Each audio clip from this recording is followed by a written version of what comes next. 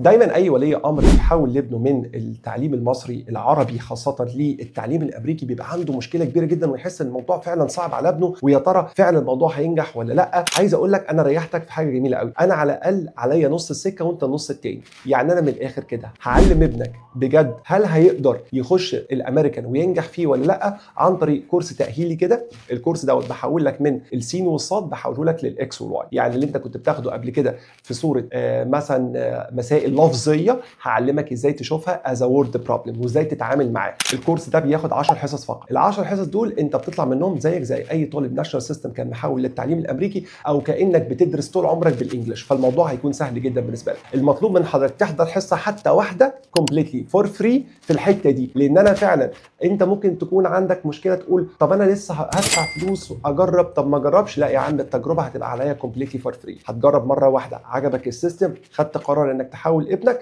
يلا بينا جو اهيد وابعت لي دايركت على الواتساب على طول. ان شاء الله بالتوفيق لكل اولادنا وبناتنا. احنا بنحاول نساعد كل اولياء الامور حتى لو كان كومبليتلي فور فري، عشان انت بتختار مستقبل ابنك. اشوفك دايما على خير. معك امير حميد.